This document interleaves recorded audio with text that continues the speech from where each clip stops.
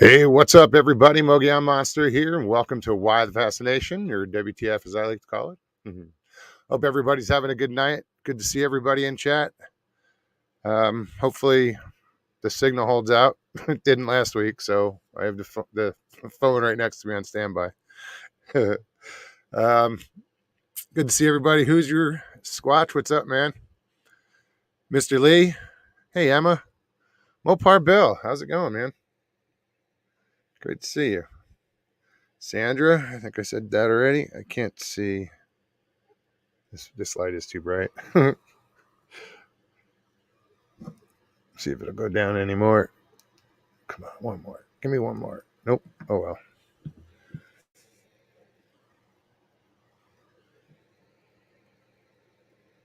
Lester Taylor, how's it going, man? Hello, Ida.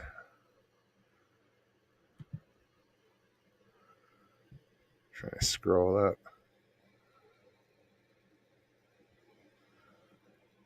Danny Stan, how's it going, man? Gary, hope all is good by you. Mr. Lee, I'll repeat myself. Forgive me. I'm just scrolling up real quick. We got 20 watching. Right on. BF Bud, what's up, man? Think I've gotten everybody. If I forgot you, let me know, please. I didn't expect it that quick, though.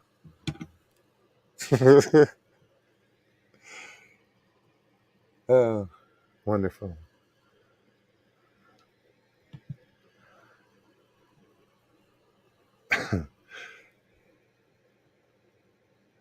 Hey, Jen. Michael Haywood, what's up? Mark Dodman. G'day. Tight lines, man. Been fishing lately? I haven't had time.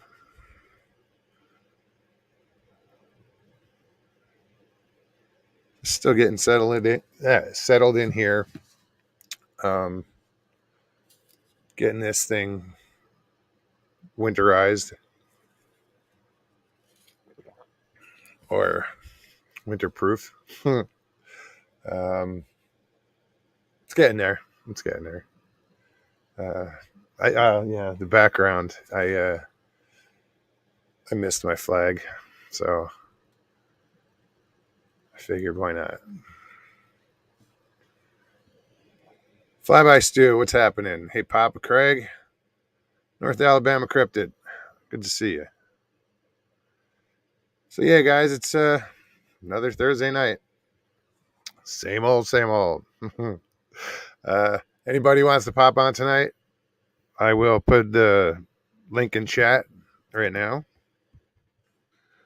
There we go. And you want to come on, hang out? Well, shit, you know how it works. If you've never done it before, it's real simple. Click on the link in chat. Follow the directions. If you don't want to be on screen, at the bottom of your screen, it'll say stop cam. Push that, and that's what you get. Well, you won't get this, but you get the idea. Some people don't like being on camera. I get it. What else?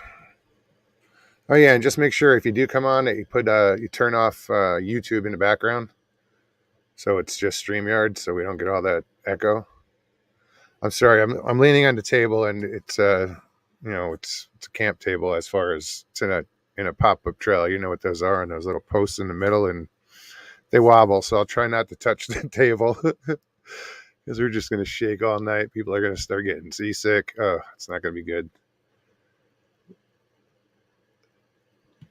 I get that way sometimes. I can't watch certain videos. There's too much movement. Can't watch certain video games. I can play it like the video game, but I can't watch somebody play it. It turns my stomach. Icon, how's it going? MPW, Mr. DeVere, welcome, welcome. Who did I miss?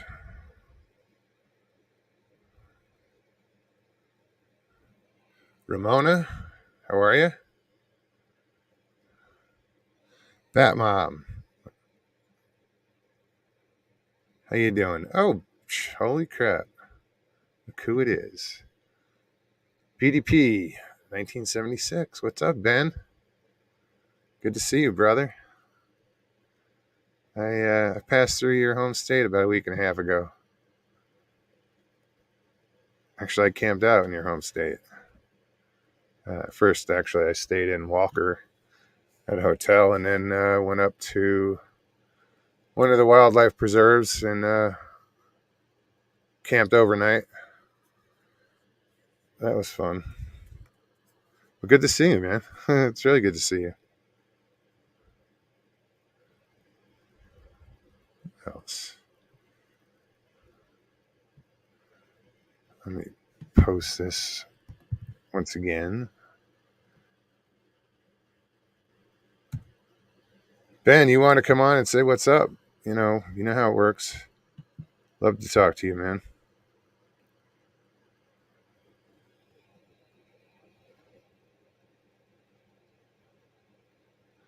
Right on, bud. Hey, Mogs, I watched Raven's Outpost after seeing him on your show. Good channel. Subscribe. Thanks. Absolutely. That's why I wanted to bring him on. I think he deserves, some sort of audience, and I hope he grows. He's an intelligent man, and he's had his experiences, and I think I think he'll do good. So why not help, another channel out? Hey, What's up, buddy. brother? How How you you doing, been, man? man? Good, Good, good. good, good. Good to see you. Really good. Yeah, yeah. Good to Yeah, see you man. too, man. Man, Yeah, so Walker's not that far from my house. oh really? Yeah. I Yeah, stopped man. at what the hell did I stay? I stayed at La Quinta. Like, La Quinta, La Quinta Inn yeah, right on the highway there. I'm in Gonzales, man. You don't have my number no more? Oh, dude, I was just trying to get to somewhere, and I I hear realized that you. my well, I met somebody there, Sharon Guy. She's in chat. I met her there, and we hung out and Hmm. talked, and she brought food, so I ate, and um, I hear you, man. and I realized my trailer lights weren't working, so I ended up staying at a hotel that night because I couldn't Yeah, drive at night. I So got you. Sharon got behind me on the highway, and she provided my tail lights. Um, yeah, and then I went up and camped in the woods north of there. You didn't see a Um, Sasquatch, huh? no, No. no, heard Mm. some stuff up in Oklahoma. Yeah, I went to Brown Springs, yeah. but nothing definitive. Yeah, We I'm over saw here. Oh, go we ahead. saw I'm sorry. trackways of barefoot, but they were like small, Yeah, um, and they had a lot of them had arches, and it's just it's been cold there, so for there to be barefoot tracks along the river was a little weird. right. Um, Yeah. who knows? I got some video of it. I got to put together a clip. It's still on my phone. Yeah, man. So, I haven't been, um, around for a while because I've been working. I have been having a certain job, but I got a job with the plant that I'm working. I was a contractor at, Okay. so I'm going to be doing shift work. So I will be able to be on sometimes Well, because, about time, man. yeah, I know, man. Glad I to hear know. it. Yeah, Yeah, uh, I'm back in Arizona. you staying there? Yeah, Yeah, you don't yeah, like I moved Florida? back. Yeah, no, I wasn't a fan. I mean, Okay, it was cool and all, but it just wasn't me. yeah, I couldn't get comfortable. I understand, man. So I understand. it's all good. This all You, this all work out. You doing okay, brother? Yeah, I'm all right. It's good. Yeah, I just gotta I got some, I'm doing a little bit of work here and there, but I haven't like I'm just still trying to get things ready here before I go out and run out and get a job. Everybody's Yeah, hiring, so you know, yeah, I don't think I'll have trouble finding a job. yeah. You're right. You're right about that. You're right about that. I am more than capable for many positions. Oh yeah. Oh yeah. My brother lives in Arizona.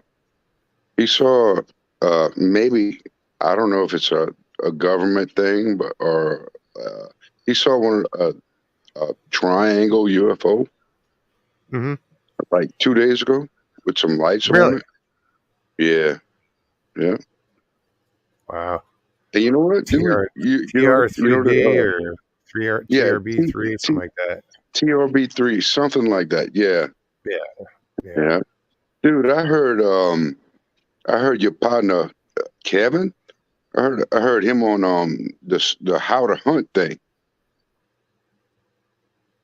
Kevin Caney? Sasquatch, Arizona. Yes, yes, Arizona yes, Squatch? yes, yes. Really? Yeah, yeah. Today, Good for him. yeah. Well, Right it's on. not. You know what the how to hunt thing is, right? He just reads people's emails. Yeah, yeah. Yeah, but yeah, he read his email, and I was How was thinking, it? damn, and it was cool. It was really Right on. cool, man. And I was like, wow, small world, Oh, it's because probably a I had story I've talked to already him heard. with you. Well, I had interviewed him in the woods up on the Mogollon Rim. Yeah, Yeah, that was fun. yeah. Um, yeah, I'm gonna get in touch with him soon. The rim roads up here are still frozen. They're still snowed in, so they're closed. So you can't even get out there. So I mean, I could get to like where he lives in like an hour Hmm. or hour and a Hmm. half. Um, Probably an hour and a half. I want to hook up with him and just hang out and maybe film or you know Yeah, see what's he's saying he's got activity around his new place. So he's really, let's. really has some interesting, like he says that he communicates with him. I don't Mhm. know. I mean, it's possible, I guess. But But it's but I don't know really how it is interesting, now. I don't know how it is now, but in the past, like it took two of them to communicate with one huh? Sasquatch. Well, it took two people. It like took him and his buddy to communicate. Like one couldn't understand, but one could like. Yeah, that's what he was You talking. That's what remember the something like email that? said. Yeah, yeah, Did he say it in exactly. there? Okay, but Yeah, yeah, it's like pretty because much. Yeah. one of them either Kevin couldn't hear them and his buddy could, and it took like two people to translate to get a message Yeah, through. It was weird. it's something I like remember that. it Yeah, yeah, that would suck. Needing three people to talk to one of these things or two people. yeah, yeah. I mean, yeah. Reaching Cold Mountain before you. How are you? Um, but it's fascinating because his buddy has had experiences at the campsite and um oh shit, I didn't do that. um Ben, pop back on if you get a signal again. Yeah, his buddies had experience at their campsites and at that campsite, and his buddy's an investigator for the BFRO. you know um and the experiences he had is not what the BFRO wants to hear. This was a lot of paranormal stuff. Um, so yeah, Kevin's had a lot of interesting things go on up in his area. I want to get back up and hang out with him. It's not that far. So Ben, if you can't get back on, it was great seeing you, brother. Hope to see you again real soon. Pine Island Research, what's up, Jeff? Wit, how's it going? So yeah, let me repost the link. I guess that would help in order if I wanted him to come back in.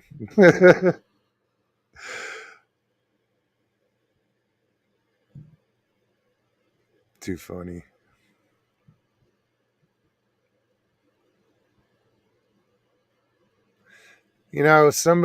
Somebody, where were we today? What's today? I think it was over in, shit, I don't remember what show it was. This afternoon, either I was lurking or I was in chat. And somebody mentioned, crap, I'm going to lose my train of thought.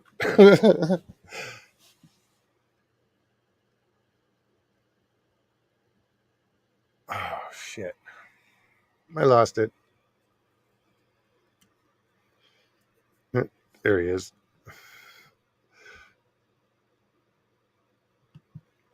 Hey, bud. Try again. I hit the dreaded chat Red button. button. Yeah, the chat button, dude. The chat button kicked me straight out. Really? Well, you can look at it. You just can't talk to them. You can't Yeah, respond. I I can't even look at it. We just have to do this.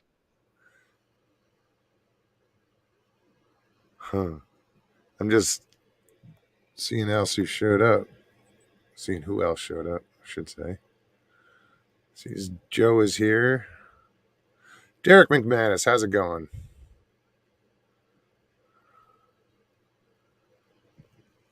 Right on. Oh, what the hell was I talking about? Um, Arizona Squatch's buddy. Oh yeah, I was saying how his experiences were paranormal. You know, in their Hmm, camp. You know, but he's an investigator for the BFRO. okay, so Well, that doesn't fly, right? BFRO doesn't like, they kind of frown upon the whole Yeah, woo factor, I think. yeah. So, no, I mean, they've had, like I said, they've had some weird experiences there. Kevin's put a lot of time, in the woods. Uh, I hope he gets some proof. That'd be cool. I hope everybody gets proof. I just want, you know, Yeah, really. No, I just want to see one for myself. I would like to see one too. But everybody says be careful what you wish for, but I'm not like wishing for it, but I wouldn't, I don't know. I'd like to see one. I think I can handle it. Famous I last know I words. heard. I He know thought I he could heard handle it. one. Yeah, I know I heard one, but I don't. You know, I would like to see one.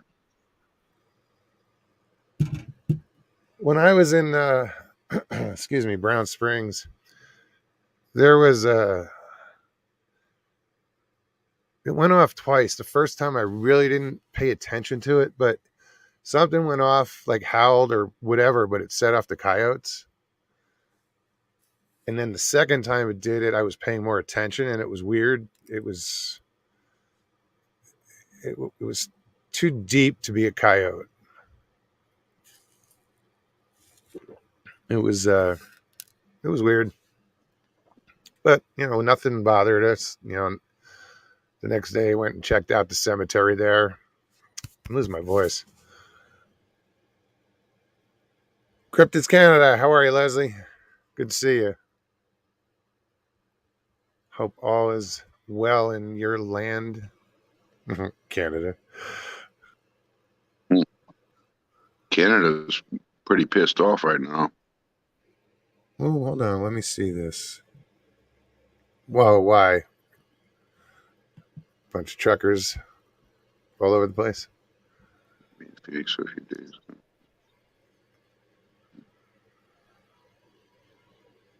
Yeah, truckers are pissed. Uh, when Jeff, just get in touch with me, man.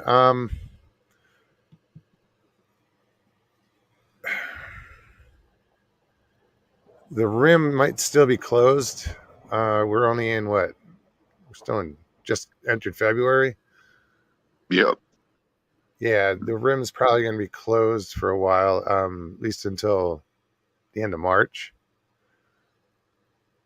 Because it's 7,000 feet and they're dirt roads and they're covered in snow and ice but who knows? It depends what the weather does. If there's no precipitation up there or they're not bad, they open. But yeah, let me know, dude. Just don't take a rental car up there unless it's like a Jeep or a 4x4. You been Because talking there's a to lot. Duke or anybody lately? No, I see Duke pop up every once in a while. I saw him somewhere today. I said hi. Yeah.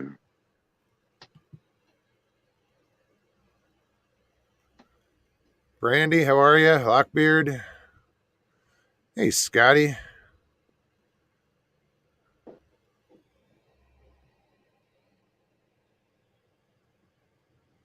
May Reed.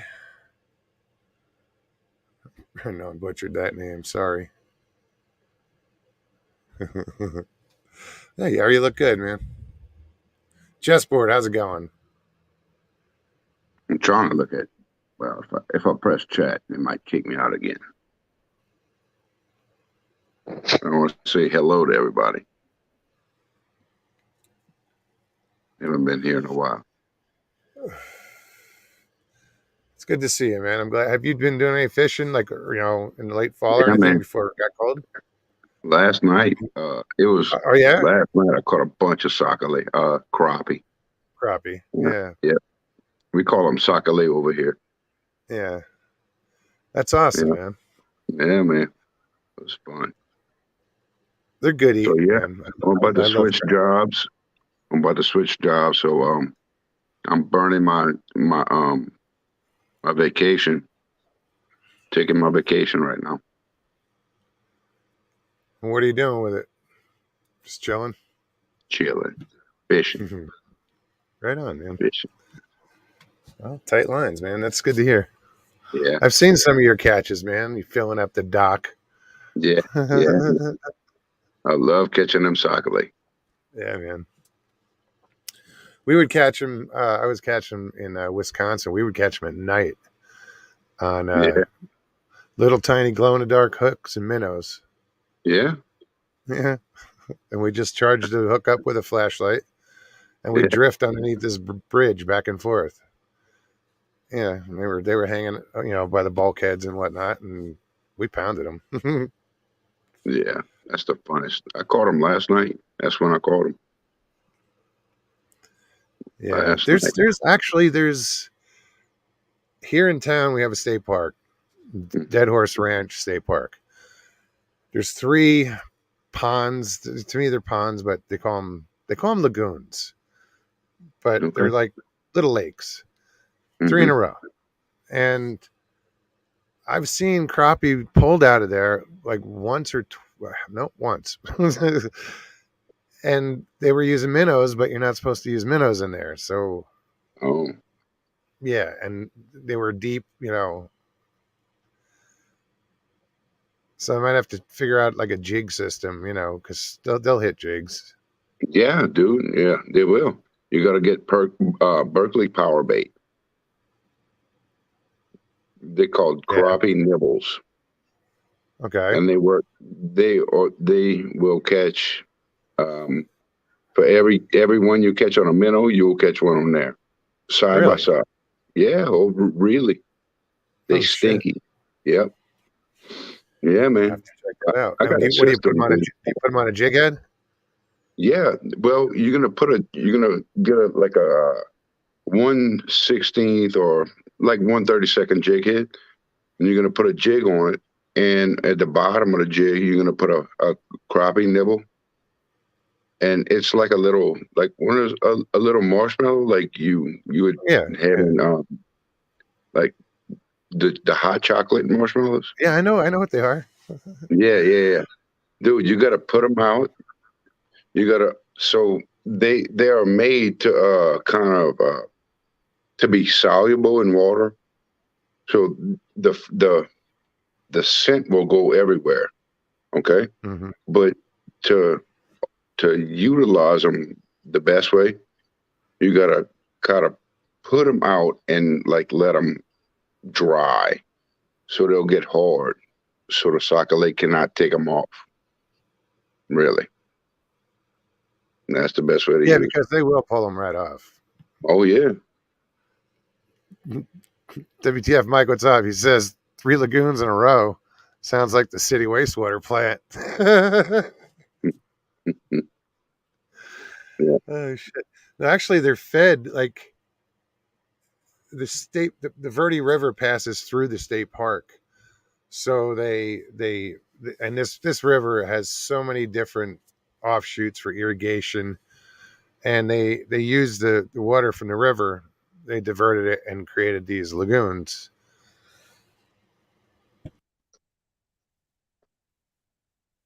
Oh, sorry, and they stock them. The bass are year round; they're there all the time. The catfish they stock, but you get a lot of holdovers. And the trout they stock in the winter months, the fall and the winter, and come summertime, the bass have eaten all the trout. you know, so You there's some don't big fish bass. them bass? You don't I fish them haven't, bass, man? I haven't really gotten into bass fishing out here for some reason. I'll Okay. catfish all day long, but Wow. I don't know. I want to. I would I bass have fish, man. It's a challenge. I have tons of tackle and rubber worms, and I have I just I don't know. I love river fishing. Like the Verde River. You never know what you're going to get. Well, you pretty much do, but keep thinking I'm still in Florida. There, you don't know what you're going to get. Yeah, you're right about that. Oh, dude, I was pulling up shit out of fresh water that I was like, "What the hell is this?" Chicklets We, and shit, and peacock yeah, bass. Yeah, I didn't yeah. catch any peacocks, no PBs, Uh, but I wanted to cichlids, catch. Maya cichlids, and all crazy shit. Yeah, yeah. But yeah, these they're fun to fish over here. It's a great place. You got to park outside the gate at night if you want to stay in and fish at night. Um, and there's picnic tables and there's campgrounds, and it's a nice state park. It's right here in Ooh. Cottonwood. So who else we got here? 56 watching. Nice. Daniel Lundy, what's up?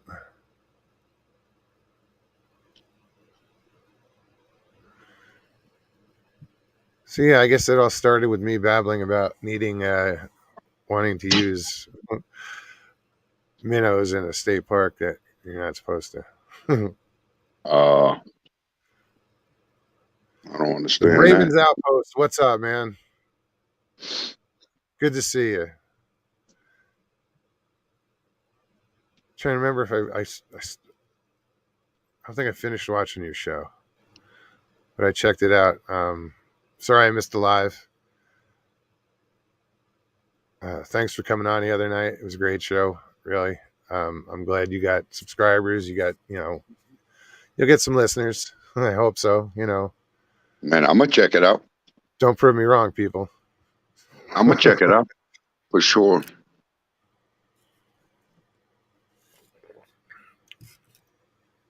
Yeah. Good luck, man. I want to see. I like seeing people do well.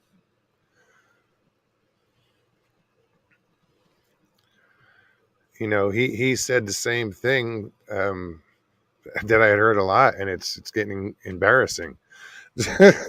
Like, I'm the reason why people are starting channels, and it's like, what? Or I inspired them or whatever, but it's just like, wow, you know, all right, whatever, just keep doing it. Keep starting those channels. The more channels, the more awareness gets out or whatever. It just, maybe more people will pay attention. I was looking at I see that small lost him again. I see that Small Town Monsters had some sort of premiere tonight. I didn't click on it, but I want to check those guys out just to see what they're about, because they have a younger crowd there, and I think so. They're a young bunch. Not saying we're old, but let's face it. um, but I want to see what kind of crowd those guys are dealing with, and maybe we'll start, hanging out with the younger crowd, dragging them over this way.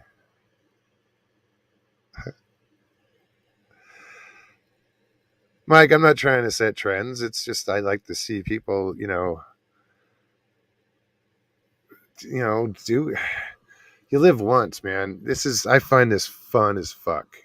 I'm leaning on the damn table again. Um, it's like I get to hang out with people like you, Mike, and Jeff, and Bat Mom, you know, and meet people like the Ravens Outpost, and be like, come on, dude, let's have some fun. And in the meantime, we'll push your channel. And plus, I wanted to hear what he had to say. You know, and I think you guys enjoyed it. So, thanks for all the great comments. And Lee, thanks again. It was fun. And I'll return the favor sometime.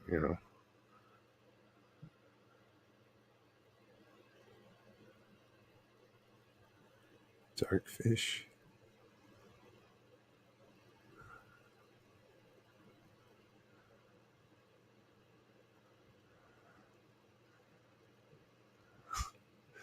No, dude, I wasn't like, maybe I came off as rude or something, but sorry, dude.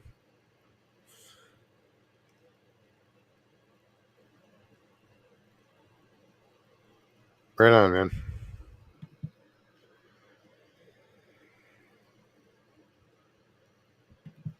Yeah, and anytime you want to come on, dude.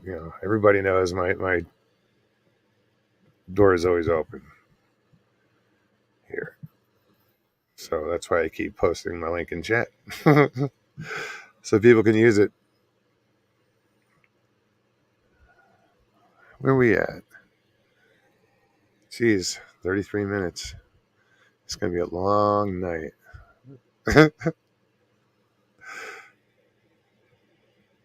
Just trying to read chat.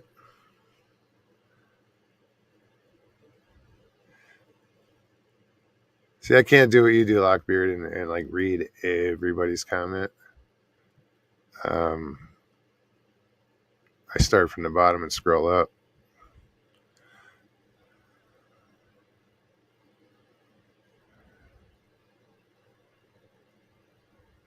All right, on Lockbeard. Again, Monster, we showed up in force to the Ravens Outpost. I've already added him to the Paranormal TV Guide. Thanks for introducing us to Lee. My pleasure. That's awesome. I was going to suggest that you add him.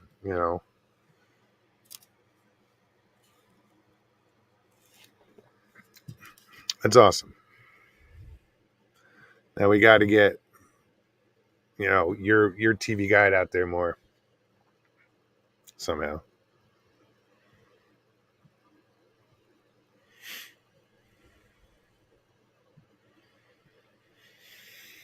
How can we do that?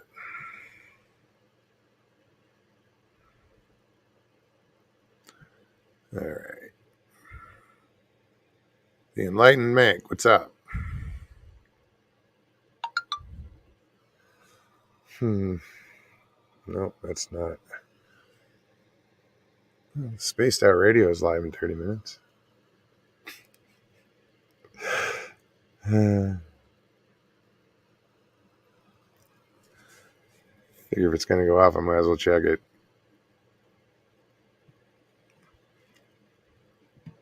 Where are we at?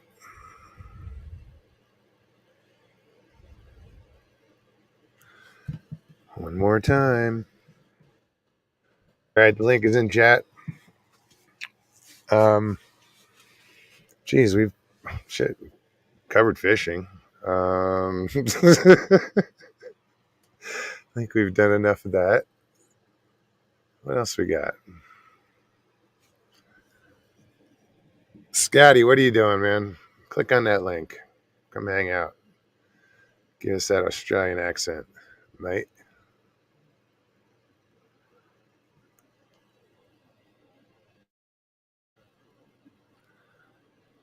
Flat Rock, what's going on, man? Sorry if I'm yelling into the mic. I'm not used to being at this close. Hey, Pammy. Pammy says, looking forward to going fishing with you. I'm just looking to go on a fish with anybody. I don't care who it is. No. No, of course, Pammy. I got to get my license and whatnot. I haven't even gotten that far yet. Hey, Derek. Evening, Moggs. How are you? Good. How are you? Very grand. Nice flag. Oh, right on. Thank you. What happened to your crazy coat you had on the other night whenever you were sitting outside? The black and white jacket? It's around here somewhere. Yeah, it's a pullover. It's a hooded pullover made in Mexico, and they're comfortable. They're really comfortable. How are you, Charlie? Not too bad. How are you guys doing? Can you hear me okay? Yeah. All good, mate. Good. All right. How's it going, Derek? Oh, good. Thanks. Have you guys met? I don't think so. I think we did briefly. Well, we have now. One time. Derek, Charlie, Derek. Hey, Charlie. Nice to meet you. Yeah. Likewise. Derek's in Ireland. And Ben is back. Try again. Yeah. Third time's a charm, man. Yep. How y'all doing, fellas? How you doing, Derek? How you doing, All right, Ben. Holly? Nice to meet you. Yeah, you too, man. Ben, this is Charlie. Charlie, this is Ben. I know you have Howling, Underdog Films.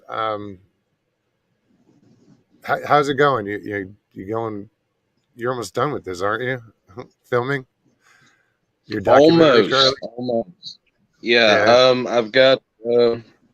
There's a local researcher. I met him several years ago when I was filming episode for Finding Bigfoot, and he gave me his card, and I've held on to it the entire time, just in case I ever needed it one day. And when I started doing this, he was one of the first ones I started thinking of talking to. So I got a hold of him, kind of gave him an idea of what I was going for, and we sat down on the phone, talked everything out. A couple weeks ago, he agreed to do it, and if the weather holds up, I'm gonna go meet up with him either Sunday or next Thursday and film that, and that'll be it. After that, it'll just be the narration, and it'll be done. Right on. Good to hear it, man. Well, hopefully it gets done soon, as far as the weather holds up. And just tell everybody the name of the documentary again. It's Judicola, The Legend of the Devil's Courthouse. And my channel, love story then. What's that, Derek? I was going to say, so it's a love story then. Well, it's a story about my ex-wife, my time when I was married, how I survived all that, and yeah, it's kind of scary. But no, funny. but I no, see my ex today, and she didn't look happy when she seen me. She had a face on her like thunder. She drove past and just but caught her out of the corner of my eye, just giving me the evils. mine usually just throws things at me, so you got off lucky. But no, it's a local Cherokee legend. It's about this large giant who was here long before us. He was considered more of a protector of the forest and everything in it and all that. And if you start looking through the history, I mean, the Native Americans, they had their stories about these things, and if you go further throughout history, you can see escalation, that it continues, and there's a lot of similarities in the stories even into modern day. And with this one, there's this big piece of soapstone that has all these really bizarre carvings on it, and that has been attached to the legend because supposedly this big stone is there's all these there's about 1,500 petroglyphs on a stone, and the legend is that he created this. This is his hunting laws. This is a map of all the game, all the resources, and all that. And there's just this really interesting story that goes along with it, and I really wanted to kind of follow that, from as far back as I could, kind of in modern days. And it's been really fun. Sounds I've had a interesting. blast. I've had a blast doing this. Well, you've been wanting to do it for a while, and I'm glad you finally are getting it done. That's great. Well, to see. I mean, I do a lot of hiking. I love camping. Love being out in the woods and just stuff like this. Always been really big into history. So I mean, this was kind of a perfect project for me because I could combine all these things in together. And I've been to these places quite a few times over the years, and I had all the footage. I knew the stories, and when I got diagnosed with COVID, then that kind of gave me the opportunity to just sit down and finally work on it and start putting everything together. And I'm almost there. It's awesome. See, and, not my everything. mom had to do one of the tests for that old disease today, but thankfully she was negative. She hadn't been feeling well, and she was at the bowls. She goes to a bowling club, and somebody came down with that. The unnamed virus of unspecified origin. But thank goodness, as I say, she did the test and she was okay. Well, that's a blessing. Yeah, I got lucky. I mean, I know I didn't have the symptoms as bad as a lot of people did, and I know that it could have been much, much worse than it was. But I did get lucky in that resolve. But it was a really horrible experience. I would not want to go through it again. Yeah, it seems some people had it very hard. Some people it just seems to be like an ordinary cold, but if you're unlucky, it can be very unpleasant. Well, with me, like the worst part was like the body aches, and that lasted the entire time. But there was a guy that I worked with. He had it, and he was fine. He didn't really have any issues through the entire thing. So yeah, my dad had it, and he said it was mild for him. He had a mild case of it, but it was, it's still compared to what it could have been. But I still think he's feeling it a year later. Effects of it. And knock on wood, you know, I've been fine. I haven't been sick, and so I mean, I got like a cold a couple weeks ago, but yeah, my heart goes out to anybody who's dealing with it right now, and this too shall pass. It's got to go away eventually. I think the Omicron numbers are down, so there's not as many people getting that. I see Jeff's throwing down a challenge here. Oh, is he? I want to charter a plane to Ireland and bring the whole chat along to see if just one of us could outdrink Derek McManus at an Irish pub. Well, that's all right, Jeff. Happy with that later. You come over. I'll find you a pub to drink in. There's no shortage of them here.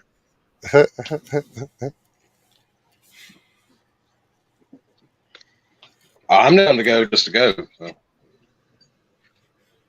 Come over in August. Me and Paul are probably going down to Galway. I'll take you to the King's Head. That's a nice bar. I can just go as a spectator. There's a big table, seats about 6 people, and it sits at the door. And it's great because you can sit at that table and you can see everything that's going on in the bar, and you can be a nosy bugger and look down the street and see everything's going on the street as well. So what we used to always do whenever we were in Paul's there, we used to go down there, grab that table first thing at night, about 5 o'clock. But the beauty was, because then whenever the bar filled up, you'd have people coming in and they'd say, "Can we sit beside you?" So then you'd have all these different people all night sitting down beside you and chatting to you, so you get to meet a whole lot of different folks. Like, hey, what's up? Hey, up, Ben. Hey, Ben. What's going on, man? Man, it keeps on disconnected. Getting knocked off or what? Yeah. Chicken legs, how's it going? Not you, Ben.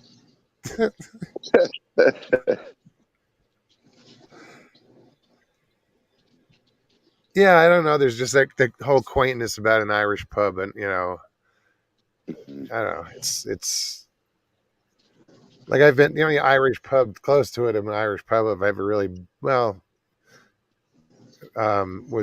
I guess, in New York City. One of those what the hell? I can't remember the name of it.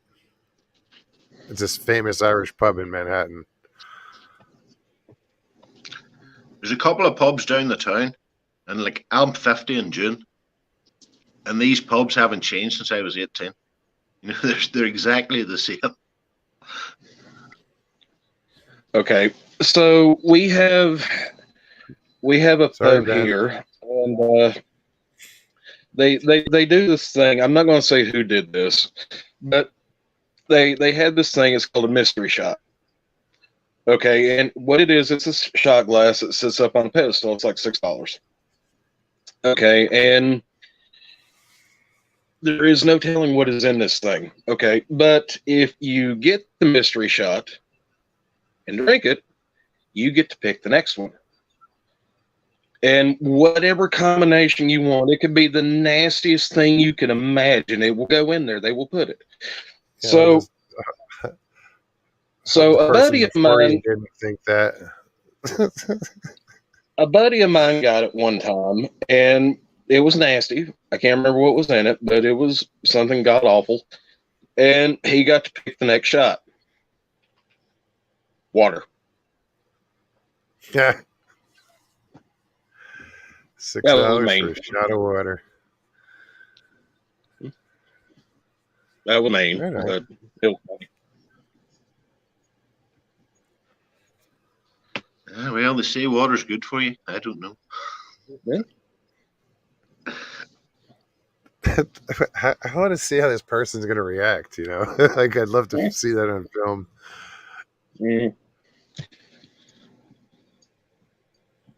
Pat Mom says, I don't know, just start making up Irish names.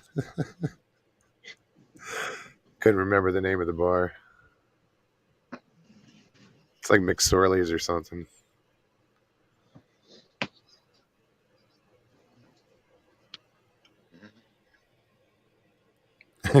Pat Mom says water is too strong for her. Well, right now I'm sipping on this extremely high proof Dr. Pepper. High proof what? Dr. Pepper. Dr. Pepper. Yeah, that's about all I do these days. I don't really drink that much anymore. Every now and then, yeah, but just don't get into it as much as I everything in moderation. You know, I can say that now, but couldn't say that then. Yeah, same here. Could say it, but I didn't mean shit when I did say it. Well, I mean, I could say back then, but it would come out probably like.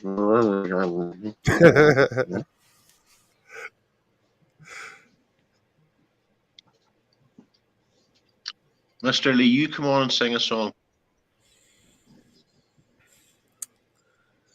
Derek, sing us a song. Don't encourage the man, Mr. Lee. For God's sakes. I don't think the chat's ready for that. People are going to start unsubscribing.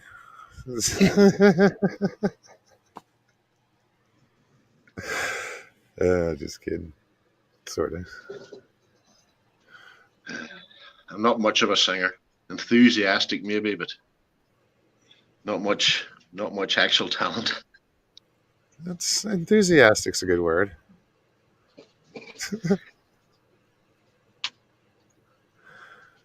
Mr. Lee said no, because I'm a pussy. You're Mr. Lee.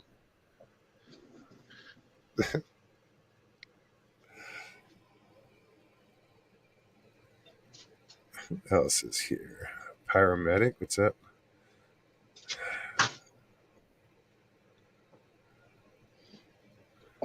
I'm just blowing through here real quick. So yeah, Ben, man, thanks for coming on though. Don't sweat it. We get it.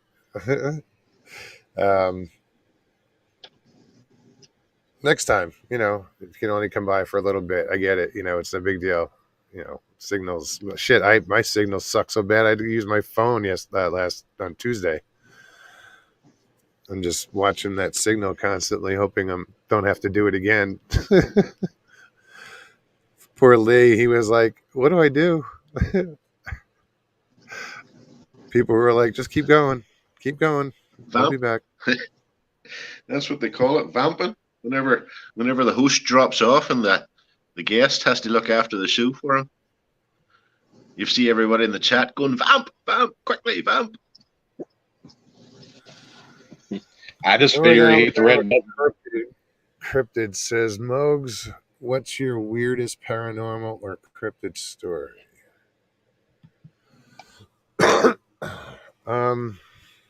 No cryptids.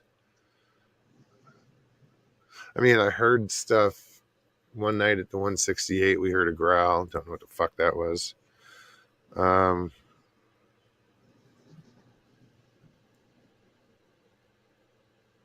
I can give you a weird paranormal story. I think I've maybe talked about this one before, but whenever I was about 18, and the tradition here at Halloween is you burn a bonfire. And we were over at a friend's house, and they decided they would do the Ouija board. And apparently they talked to some child that had died in a fire. And a week later, there was a young child in the house, where these people lived, and they pulled an ember out of the fire and burned the house down. Did the child die? Could have just been coincidence, but it was a strange one.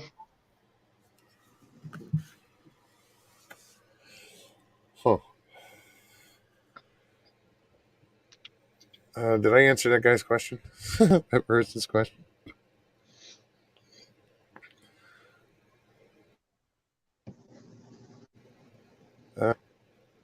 Well, you sort of started it. Yeah, and then you went on your day. Yeah, I interrupted. That's what I do. So at least it didn't sing. I'm trying to think. Scariest would be I was living in a haunted house, and there was something in the living room, and I didn't hear it, didn't see it, didn't whatever. I just felt it. in that room. I walked over to the doorway and just like, I got so scared, like so scared that I went past scared to pissed off. It was a primal fear and there was nothing in there. I got so pissed off, I started yelling at whatever was in that room.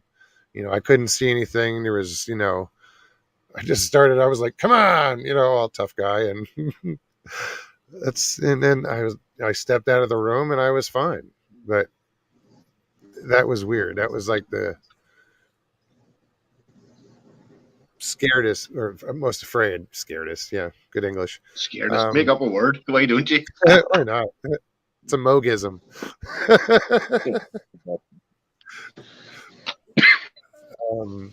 That's the most afraid I ever was. That's about it. For me, I don't even know if you would classify this as paranormal, because I never saw anything, never heard anything, never found anything to back it up. It was just this weird feeling I got one time, and I think I talked about it on your last time I was here. But like where I was staying, I just got off work. It was really late. It was probably like 2 a.m. And I'd been living at this place for a while, and I knew it well. I mean, it was backed up against the woods. I was in those woods just about every day. I mean, if the weather wasn't shitty or I wasn't feeling shitty, I was in those woods just walking around doing something, because that was my little sanctuary. So, like the backyard, it was fenced in, good 6 foot high fence. And I just got in. It was like 2 a.m., like I said, and took the dog out in the backyard so she could go to the bathroom. And never had any kind of weird feeling at this place, ever. And just suddenly, boom, out of nowhere, it's just this very intense, overwhelming sense of panic, like I'm being watched by something. And I'm looking around, I don't see anything, but it's like this voice screaming in my head, get the fuck back inside now. I listened to it. I grabbed the dog and I ran back inside. As soon as that door shut behind me, I was fine. And the next day, when it was daylight, I got up, I walked around, looked in the area where it felt like whatever was there was there. No footprints, nothing seemed out of place. It was just really weird. I'd never experienced anything like that without some kind of clear reason as to why. And I didn't really think anything about it. And then 2 weeks later, same thing happened around the same time, coming from the same place. And then after that, never happened again. I stayed there for another 2 years. Was it a feeling, or was it like that voice in your head? Like it was just this feeling like you're being watched by something that probably means harm. That's okay. The best way to describe it. And it was overwhelming. I mean, it hit like a freight train, and it didn't stop until I got back inside. Yeah, that doesn't sound good. No. But those are the only two something. Well, I don't know if I want to say similar, but I mentioned this before. But there was one night a couple of months ago, and I couldn't sleep, so I went out for a walk. And there's a place outside town, and they call it the Rough Fort. And 1,500 years ago, there was a settlement there, but it's part of the National Trust now. But I walked down past it. That's where I would go if I'm going for a walk. I'd go that direction. But I was walking down, as I say, it was late at night. And I sort of seen this shimmer in the air. And I'm not saying it was anything. It could have been a light flashing off my glasses. Could have been a car going past on the other side of the road or whatever. But I saw this and I thought, no, I've heard David Paulides and I've heard about this missing 411. I'm turning around and going back home again. I'm not taking any chances. I'm not going to become a statistic. Exactly. Well, I get it. Well, and speaking of missing 411, there is part in the documentary that kind of touches on one of those cases. If you're into the missing 411 books, then have you heard of the Dennis Martin case? Yes. Okay. Well, that Probably. is really close to where I am and where I was filming for this documentary. And that case is part of the reason why we decided to go where we went. And Okay. it's like he went missing at Fontana Lake. And we're kind of on the backside of that in this little place called Panther Creek. And there's lots of stories that come out of there. Actually, while I was there, I stopped at this little store that was sitting on the side of the road, and this guy was showing me newspaper articles that he'd been saving about Bigfoot sightings in the area. And I don't know, I'm not going to say we found nothing, but we did find some things that were at least interesting under the circumstances. And I'll just leave that for right now. Right on. Mr. Lee, No, thank you for as I said a bit posting more, there's Charlie's link the, to his channel. Thank you. Sorry, Derek, go ahead. no, I was just going to say, but just in general, and it's not just about the paranormal or whatever, but there are strange things goes on out there in the wide world, if you know what I mean. Mm. Like, strange things goes on everywhere. Yeah, and with me, it's just like so much shit has happened. Like, it's not that so much. It is and it isn't. There's so many things have happened that I accept it. When something happens, I acknowledge it. And it's usually paranormal or whatever. Not cryptid, but could be psychic, could be anything like that. And it's just like I come to expect it. And when it does happen, it's just like, see, there's usually witnesses. There's usually other people involved, where they're like, what the fuck. Mr. Lee 3PO, that's not a spaceship. That's actually the light. That's the sitting room light. Did you see over my shoulder? Oh yeah, that was his former halo. No, I'm in a different house now. I'm at my mother's house. I'm not in the flat. I came up to look after her when she was unwell. So, How's she doing? but I took your advice, but I put the light in front of myself now so that you can actually see me in all my glory. Well, it's a lot better. Because you were just like you had a halo. It was funny, but and now we can see the horns. trying to put my big bald head in front of the light. They have powder for that,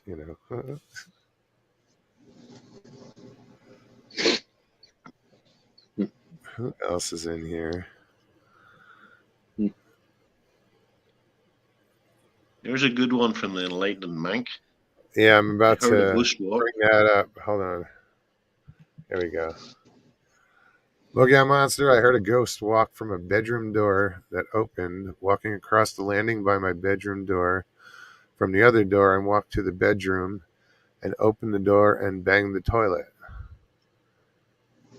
What was the fucking ghost drunk? I mean, yeah, that's it. You gotta go. You gotta go.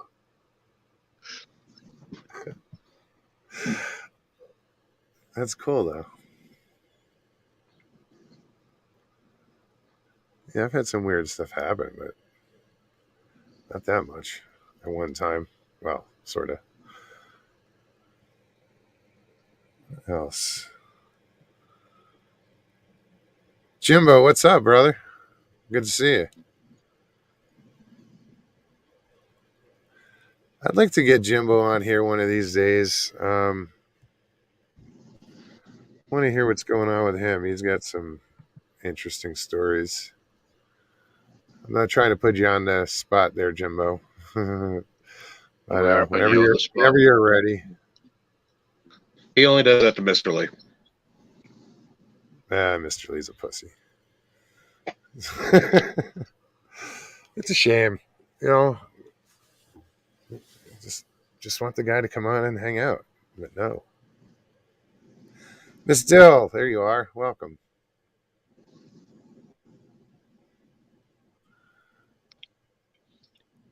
Who else is in here? Oh, so yeah, guys. I think we've talked about it the last time, but I don't think we mentioned it this time. The documentary that Charlie's putting together is he said the last thing to be done is the narration, and that's what I'm going to be doing, the narration for it. So thank you for this opportunity, and you know, I think that's so You're cool, welcome. and I hope I can do it. Hope I can do it justice. But this voice right now ain't doing anybody justice. Well, I've got, as far as narration, I have most of it written. Like, the only thing that I have left to finish is the ending. The ending, I just have to, I need to find a way to wrap everything up in a way that makes sense and works. And that's the hard part right now. Everything else came along pretty easily, and I got to this, and everything just kind of hit the brakes and went full stop, and you're just kind of, but I mean, I think I did all right considering that I've been working away at it for about a month straight. Yeah, I mean, what you sent me, it looks good, man. I'm looking forward to seeing the completed, the whole thing, and this way I can figure out.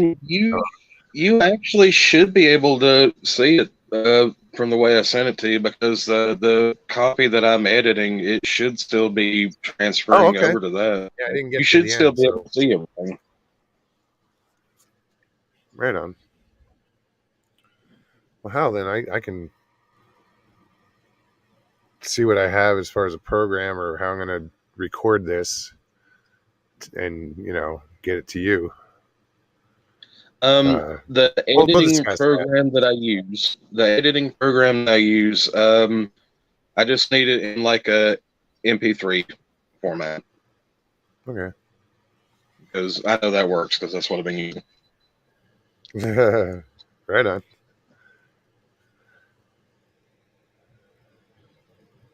I'm trying to. It's bugging me. I don't know where my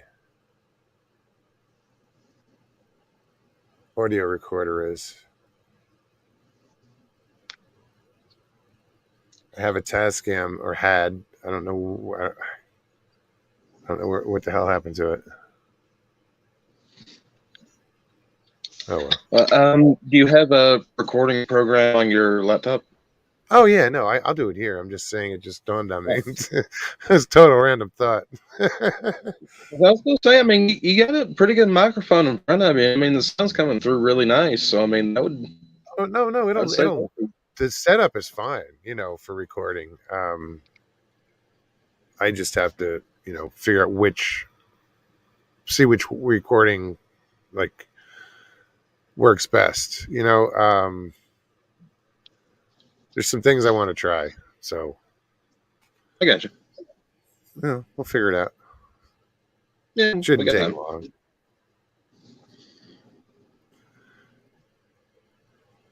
What else? Eric, what's happening? AKA the Purple Hobbit abroad. I almost missed the abroad part. Taking the hobbits to Isengard. Rex Hand, what's up, buddy? Oh man, I've been dealing with back issues for the past 2 days, like right dead center lower back. Like I don't know if it's from the way I'm sleeping or what, but oh my god, it just started to kick in again. I shifted and I was like, oh. Sorry. I hurt my back once, and you talk about pain. I just moved into a new house, and I went to lift a box, and as I bent down, I just the pain just shot up my back, and I had to sit on the floor for about 10 minutes before I could even stand up again. And whenever I did stand up, what I had to actually do was shuffle over to the wall and push myself against the wall and push myself up. And I'll tell you what, I never want to feel pain like that again in my life. No. Prairie Fire, how are you? I've had really bad back trouble for years, and I can sympathize. It's horrible. That is some of the worst pain I've ever felt. Yeah, but back issues are not fun. I have scoliosis, so I'm already kind of screwed. So any I don't know, any little stupid moves can set it off, you know? Yeah, it's extremely easy to make it angry. Yeah, piss it off. Jimbo says, Mogs, any plans to go on a trip soon to see Kev, Crazy Town? I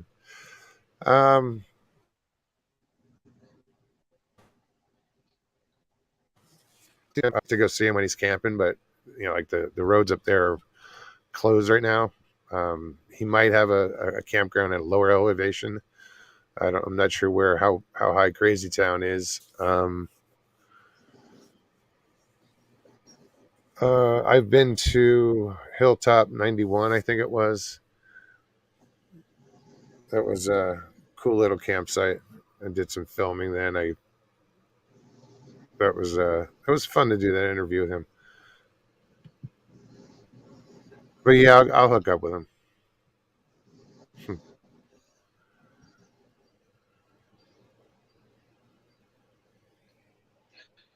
Now, sorry, I'm all quiet. You're good. Since you're back in Arizona, was Kevin your old roommate, or is that somebody else? I can't remember. Oh no, that was well, I didn't even mention his name, but no. Okay. Well, I was wondering if, since you're back in Arizona, you had any plans to go check out the place where your old roommate had his encounter. You know, it's funny because I mentioned that on Tuesday, I think it was, or somewhere. I just mentioned it, and I want to get the coordinates from him. If he doesn't want to talk about it, you know, I have an idea where it's at, and like something triggered it today, and I hopped on Google Earth, and I know approximately where it was, and I didn't realize that there were like these recreation centers down there, like on the Verde River, and you know, there's campsites and picnic tables, and I don't know how far downstream from this certain lake, but I was looking at the Google Earth today, and just I was like, holy shit! There's so many places that these things could be. You know, there's these thick forests, and just looking at Google Earth, you know, in this little area. So yeah, I'm kind of excited about going down that way to where he was, because I've never been down that way on the Verde River. And it has a lot of high ground. You know, there's a lot of ridges, and you know, mountain. I don't know how mountainous it is till I get there. You know, but there's a lot of mountains in Arizona, so I'm looking forward to seeing what it's like down there. You never know, you know, what you're going to see. So, yeah. Yeah, I mean, it sounds interesting. I mean, I remember when you first mentioned that he'd had an encounter. You know, that, I don't know, that's just, I'd like to hear more about that. Just the way you described it and his reaction and everything afterwards. It's, you know, I'd like to know more about, you know, what's going on over there. Yeah, I tried talking to him about it, and he really, you know, didn't feel like talking anymore about it. It was probably a terrible shock for him. Well, he already believed in it before it happened, because for the past 10 years, him and his buddy were out there squatching, if you want to call it, whatever. That's what, they never experienced anything, never saw anything. They might have heard some things or whatever, but, never had any experience, sighting or otherwise. And so to be fishing and then see it, it's already in your paradigm. You know what it is when you finally see it. But it still messed with him, because his reaction was like, how are they walking around out here? It's like, well, that's what they do. It just, yeah, it shook him up. And I told him, don't let it, dictate or define who you are from this moment out. Just don't let it keep you out of the woods. Don't, you've been going to the woods for your whole life, and now you finally know something's in there. Okay, well, don't, keep going back. Don't let it ruin it for you. So I think he still fishes, but maybe one day he'll tell his story. I don't know. We can hope. I think from everything we know or everything we hear, I think they mostly avoid people. If they see people, I think they just turn in their heel and go the other direction. No, I know what you're saying. Well, I mean, it's a shock to the system. I mean, even if you're like me and you think that there is a good chance that they do exist and they could be there, that's entirely different than just being standing face to face. Y'all looking at each other going, "Oh, holy shit. Now what?" So, I mean, I can get, that it set him back as far as going to the woods, but I mean, I don't know. I mean, nobody really knows how you're going to react in that situation until you're chest deep into it. Exactly. And I mean, I'm one of those people. I've never seen one. I want to. Now, that might end up being a horrible idea, but I still want to do it. What the hell, What do you have to lose? I mean, I'm invested at this point. See one at a distance, I think's the general idea. If you're going to see one, maybe slightly far away is the best way to do it. Yeah. Well, I mean, I don't want to be walking down the trail and trip over one and wake it up, but that'd be my luck. Oh, fuck. Sorry. Go back to sleep. That would suck. I heard a story. I think it was a park ranger, as you call them, actually did that. There was one sleeping on a hollow, and he practically tripped over it. And then he had an underwear changing moment, as the saying goes. I would have too.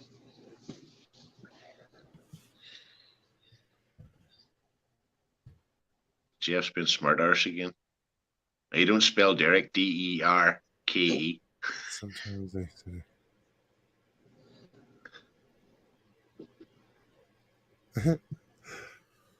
Jeff says, sometimes I set a piece of popcorn on the coffee table and tell my dog, you can eat it, can't eat it yet. He sits there with the exact same look Derek has on his face right now.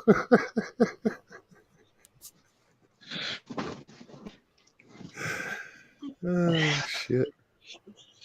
Now, the last time I was on this show, Jeff told me I look like Don Baker. Now, I have no idea how he came to that conclusion, but let me tell you right now, here, I have no idea who that fella is, and I don't know how you came to that conclusion. But I ain't no Don Baker now. Damn it. That's too funny. Just says, I'm sorry, I can't help myself. That's what they all say. Richie's got the munchies. Mr. Lee is sitting in his favorite corner, picking his nose and thinking, should I eat? Oh, come on, dude. Fucker. This is what happens when you smoke a lot of weed, Richie.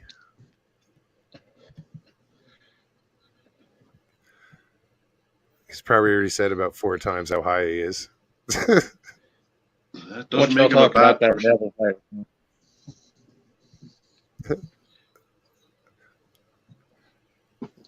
Jeff said you do look like Downey Baker. I swear to God.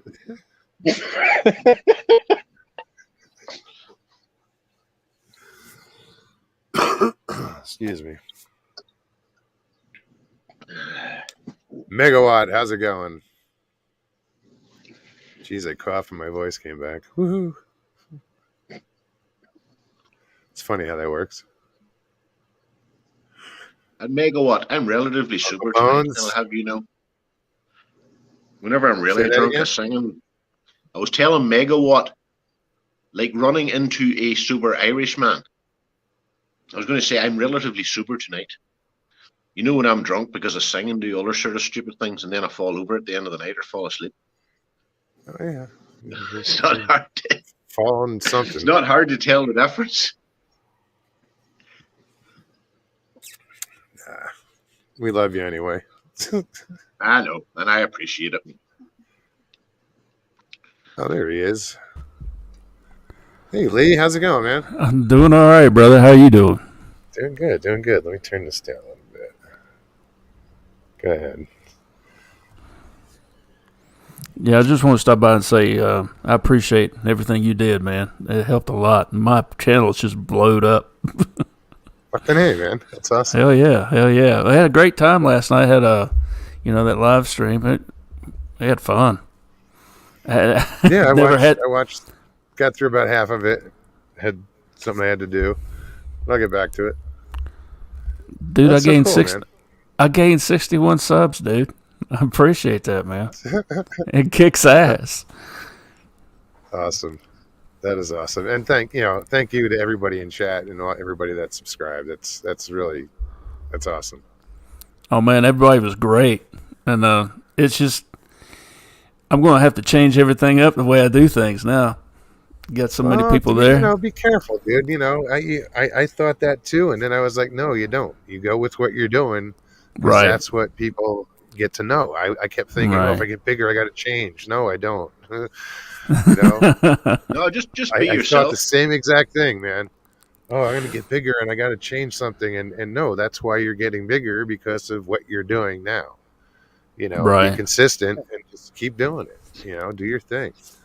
Don't, I know this is, your second channel, and you're getting this, I don't know how big your other one was. But I know you've been doing this for like 4 years. It's time, dude. Yeah. This was a big change. I mean, this is something I thought long and hard about when, I changed it. I changed everything up. Dude, it was, like you said, it was time. I got a lot more purpose now than I did before. Awesome. Yeah. Everybody seems to like it. Having the dogs in the background, your son in the background, it's all so natural, it's cool as hell. Yeah. Don't let that be like, don't get all like, oh shit, they're too noisy. It is what it is, man. True. Well, we had fun. Having somebody in the background, your son in your background. I was talking to somebody earlier on a different channel, and you're going back now. Oh, it's been 12 years. But there used to be a television show on over here called Torchwood, and I have 3 daughters, and Maddie's the younger one. The twins are the oldest, and they loved this show, but they weren't really supposed to be watching it because it was on after 9 o'clock, after the watershed. And Maddie used to sneak down the stairs, and you would hear the wee footsteps. And then the sitting room door would open. She'd say, "Daddy, can I watch Torchwood with you?" And I says, "Right, come on in, but don't tell your sisters." See, whenever you were driving to school the next morning, she couldn't keep her mouth shut. She had to say, "Oh, me and Daddy watched Torchwood last night." Then the other 2 would be raging then. That's awesome. Wasn't Torchwood like an offshoot of Doctor Who? Yep. Yeah, it was. Aye. Mm-hmm. No, they were all into it. Doctor Who was the big thing back then. They were all heavily into it, but as I say, because it was on that wee bit later at night, and it was that wee bit adult, and they really probably shouldn't have been watching it, but I was too soft. I let her watch it anyway. But as I say, it was hilarious. You just heard the wee footsteps coming down the stairs, and then the door would just open, just this wee tiny bit. The wee fist would just be about halfway up into the door handle. Daddy, can I watch Torchwood with you?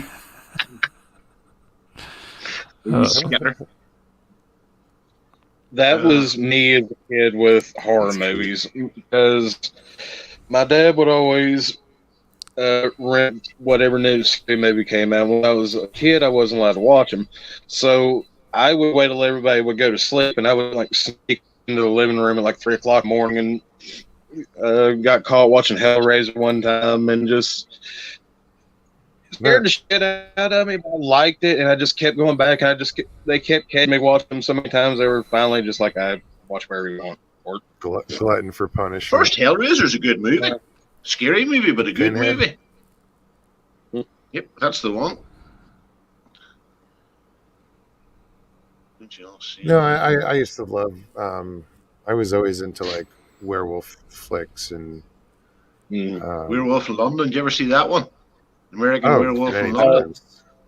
That's a good show. I actually have an American Werewolf in London tattoo right here. It's the sign from the Slaughter Lamb. I really see it that well. Oh shit! I'll be damned. So awesome. I might have heard of that one. My tattoo's on my back. I'm not sure anybody. That's awesome. Richie Evans is trying to scare me now. He says there's a ghost behind me. I'm looking over my shoulder now. No, he's looking at that little light fixture behind. I'll tell you what I do have. I have a dinosaur. He's stoned, so it's probably moving. If we can get it on screen. There we are. Got that today. If you watch 50s B movies, Valley of the Gwangi. Ray Harryhausen. Oh yeah. Yep. So that arrived, and I'm quite impressed with it. Turned out well. I like all them sort of old films. Big fan of King Kong too. The original Don Johnson, one. what's up? He says Silver Bullet rocks. Why won't it come up? You're making me paranoid now, Richie. I'm looking over my shoulder. That was a good movie. I like that movie with Corey Haim and or was it Feldman? One of them. Corey Haim. Gary Busey was the uncle who made that gas-powered wheelchair. Oh yeah, that was badass. Shoots a fucking werewolf in the eye with a bottle rocket. Mm-hmm. I know it's vampires, but The Lost Boys is a good movie too. Oh yeah, hell yeah! Excellent. The very end, and the grandfather comes in and he says, the one thing I couldn't stand about living here was all the damn vampires.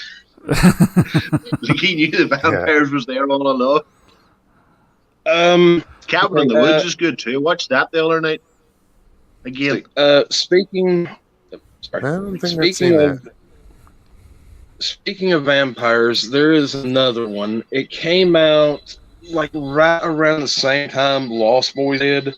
And Lost Boys was the one that kind of blew up and became the big thing. And this one kind of got buried in Near Dark. Yes, that's one of my favorites. That's another good movie. Paxton. Yes. Bill Paxton's for me, that is one of the more... Game over, man! Game over!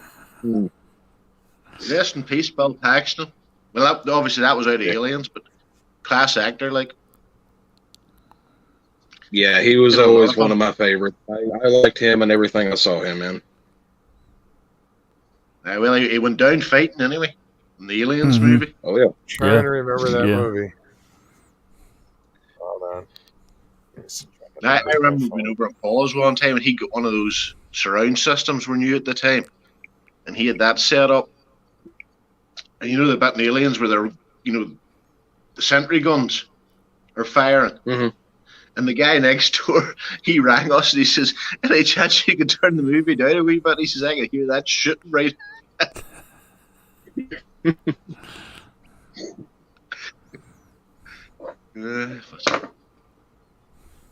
No, Alien's top movie.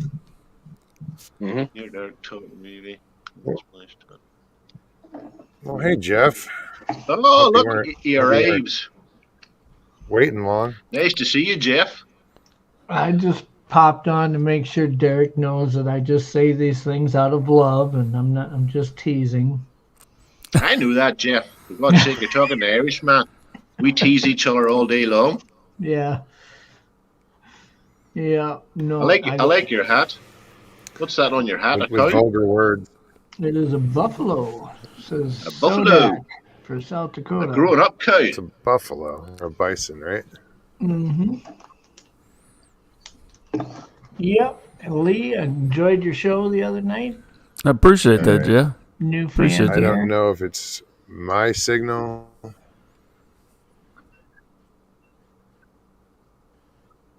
What's wrong, Mogs? Vamp, Jeff, vamp.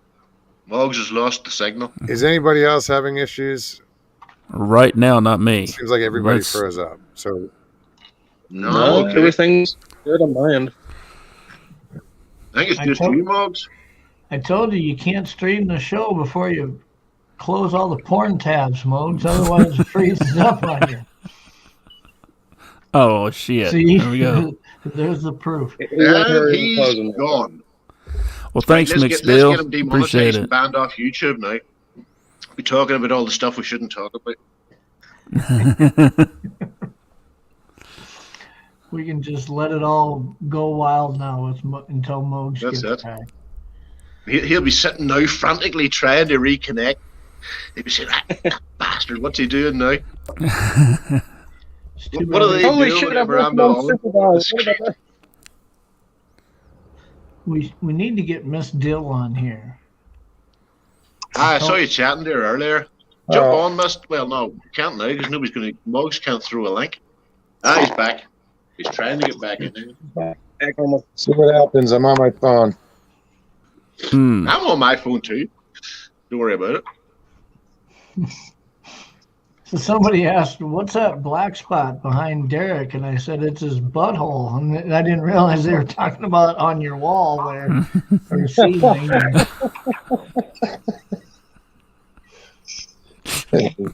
Damn. You're making me paranoid now, guys. I swear to God. I think that's actually just the wallpaper. That one up there is the light. The rest is the wallpaper. Oh, why? There's a big picture behind the cow. Shit. What'll we see if we can show you that? Oh, don't be dropping the phone, Derek. That would be a bad idea. There, look. Ooh, nope. It's not going to come. Oh, there it is. There, look. Big Highland cow. Nice. I am having so much trouble hearing you guys. Shit. Can you guys hear me all right? Oh, yeah. I can hear you. Okay. All right. I can hear you. The signal looks real good. It was just Derek. In the fall, I used to pop on here when I'd sit out on the deck, and off the edge of the deck was, pretty thick woods behind me. And whenever I'd be just sitting there, I'd hear something behind me and freak out, like, what the hell's behind me? It's something about being outdoors and doing that where it feels like your peripheral, you've turned it off. But all this ghost talk, now you start getting paranoid even when you're indoors. Nothing wrong with ghost talk. I don't know. I find it interesting. I don't think it's that scary. Well, Lee, what's your craziest paranormal experience outside of, Bigfoot? You talk to a lot of people, and you're kind of in that, in that community and research that sort of thing. What you got to have some crazy stories. Well, the most recent one I heard, my cousin told me, and it was not too long after his dad passed away, and this is when we were young, right? I mean, I guess we might have been probably maybe 8 or 9 at that. And in his house, his dad passed away there, and maybe a year later, our uncle passed away in the house too. And he said he remembers they were all getting ready for school one morning, and his mom had all 3 of his. It was him and his 2 brothers. So she had them all in the bathroom, getting them cleaned up, getting ready for school. He's sitting on the floor, and the bathroom door's closed, and something from the outside pushed that door open with him against the door and slid him across the floor. He said he'd seen a clock radio turn on by itself and objects moving around, especially in the room where our uncle passed away. And his mom, she was in the kitchen one day, and she felt someone standing right behind her. And her name was Dorothy, and she said that she heard Dorothy right in the back of her ear. It had to be. He said it had to have been Dad. So I don't know, man. That was crazy. I'd never heard those stories before. I'm like, holy shit! I didn't know all that went on, man. So yeah, I've seen. And me personally, I've seen some crazy stuff. But that's one that stuck out right now.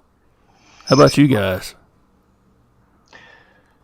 Well, probably the one thing that I experienced was when I think I've mentioned this before on here, is when we were pregnant with our oldest son, who's 17 now, but when he was just got home from the hospital, he was in the room next to ours and in his crib, and my grandma had just passed away about a week or 2 before that. And our last ultrasound that we had, I had the 3D color ultrasound picture of him, and at my grandma's funeral, she had a casket that had one of those little drawers that would open up in the lid of the casket, so you could place, little trinkets or whatever in this drawer. And I folded up that ultrasound picture and stuck it in there and shut it, because out of all my cousins, I'm the only male with the family last name that's going to carry the name on. This was going to be her first great grandson, Yeah, so I thought that was kind of a neat little symbolic thing to do. And when we get him back from the hospital and we've got the baby monitor going in the room, the first night we were back, we had one of those little mobiles with the little plush toys that spin around on it, but it's, it's 2 feet over the top of him. I mean, he can't even lift his head up. And I heard on the baby monitor, my wife was sleeping, I was awake. I could hear my grandmother's voice singing, like just real soft, like you would do to a baby that was almost asleep. And I thought, man, am I just hearing this or what? And I got up and walked out of our room and looked in his room, and I didn't see anything, and went back and laid down, and in about 10-15 minutes I heard it again. And I walked back into the bedroom, and that mobile, it wasn't on, but those little plush toys were just like lightly swinging. Whoa.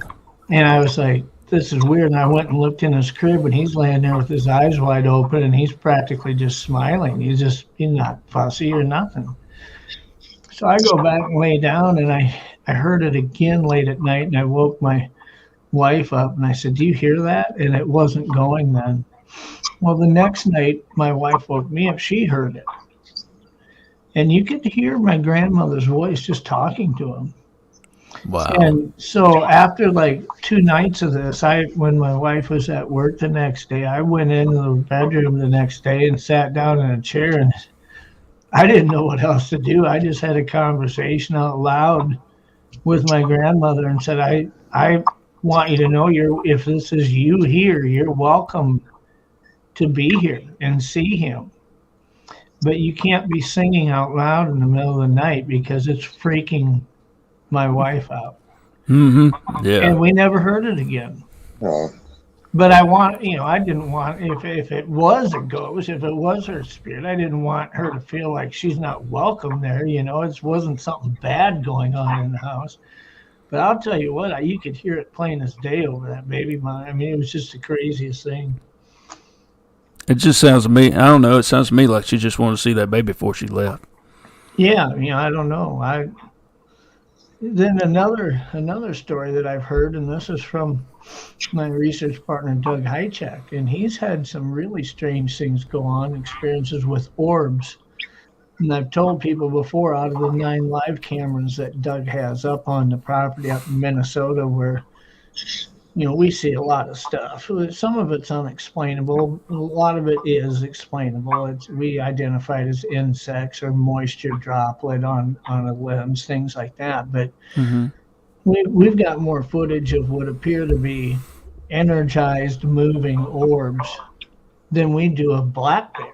And we've got, dozens of videos of black bear walking. I mean, just the number of orb videos is crazy. And I started talking to Doug. I said, have you had experiences with orbs before? He just said, Jeff, if I told you, he says, I want you to know that I'm going to share it with you. He says, I've shared it with other people before. But he says, I feel like people have a hard time believing some of the stuff than they do Bigfoot stuff. And I said, you really? I said, what happened? And he says, him and his girlfriend, Yvette, were out on the pontoon one day. And they live on a lake in Minnesota here, and they looked at the shoreline, and all around the trees on their property, it looked like that silvery foiled ticker tape that falls like at football games, or when you hit the golden buzzer on America's Got Talent or whatever. Looked like that sparkly shimmer all around this tree, and the cloud would move up above the tree and then over the top of the house. And I said, you got to be kidding me. He says, no. And then it came out over the water, and Yvette started videoing it. And he said it never left our property. And then so they were really enthralled by this. They kept getting closer and closer to the property. You could still see it. And they pulled up to the dock, and they still saw it. And they got out of the dock and walked up into the yard, and it just kind of went up and away. But the last place they saw it hovering was around the roof line, right on the roof line of their house. And he said, I walked into the house, and every motherboard and every flat panel TV was blown out. The digital thermostat was blown out. The remote fireplace control was blown out.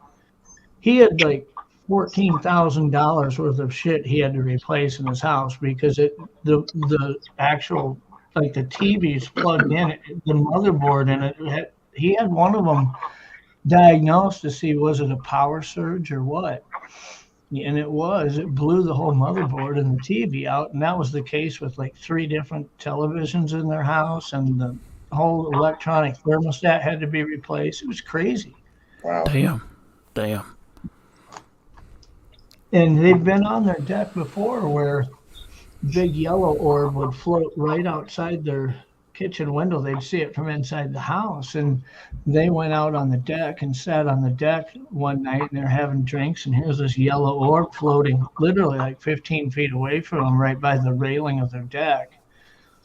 And Doug's telling Yvette, do you see that right now? Don't look right at it, but do you see that? And Yvette's looking right at it and says, yeah, and it's just floating and moving around. And real quickly it shot over to a tree and like disappeared in this tree. And it was a pine, like I don't know if it was a cedar tree or balsam or whatever. It was a conifer tree. And it didn't come back out. They didn't see it. And he walked over and kind of looked around and didn't see anything. So they just kind of discounted it. The next day he's out there looking at that tree, and where it disappeared into the tree, there's a branch that is missing that looks like it's burnt right off of the trunk where it went in to that part of the tree. And you can see the branch is gone. Damn. So, I mean, he's just got tons of stories like this. So and I don't know if it's just his property, because he's had these different experiences out in the field too. I just think some people their energy or whatever might attract that. I don't know. I don't have any research, or I've never researched that. I don't have any data to support that. But Right. it's you hear of some well, people who to be have honest, Jeff, multiple I think you might be right. Yeah, me too. Some people do seem to attract, Yeah. these sort of experiences. Yeah, it Me seems too. to be an all or nothing thing. A lot of people say, I don't have any experience. And other people say, oh, God, 20 different times they've had orbs. It's like, wow. Well, now I've seen them. I've seen them once, and I was at a friend's house. I was actually at her house. A friend of mine. I was staying with her and her husband for a little bit, and the entire time while I was getting ready to move in, they were telling me, hey, we're just going to tell you this as a heads up. There are weird things that happen on this property. And one of the things that they told me they would see were these, like balls of light floating through the trees behind the house. So I get moved in, get settled in, and this is within the first week. And we're all kind of sitting out on the front porch, just kind of shooting the breeze and everything. And there was a field in between, and I would say maybe I was yards away, just rough guess. But you could see this really bright blue light. It was probably about the size of a basketball, and it just starts easing through the trees. And I figured it was just somebody walking around with a flashlight, and I didn't really pay that much attention. But how when somebody's walking with a light, uneven ground, they're going to be bouncing up and down. It's going to be kind of shaky. This wasn't. This was real smooth, real gliding. And I wasn't really thinking that much about it. But then two more appeared. Same color. And they were like in an upside down triangle shape, and they just kind of sat there in the trees for a few seconds, and then they just all faded out at once. And before that happened, I asked them, I said, is that what you're talking about? And they said, yeah, we see those all the time. Wow. Yeah, I've seen a lot of stuff, but I've never had any experience with orbs. Not one that I know of. If I have, it's been ones that I've discounted as something else, just explain it away. And then now the more that I see them on these videos that we capture on Doug's cameras, then now I start thinking about the time I was in the tree stand bow hunting and saw something that looked real weird, the way it was moving around a light. And I may have just said, hey, I'm just seeing a particle of dust reflecting weird or something, right? But in retrospect, I kind of wonder if maybe it was something more than what sometimes when you unfortunately, sometimes we look at stuff and don't want to acknowledge what we're seeing.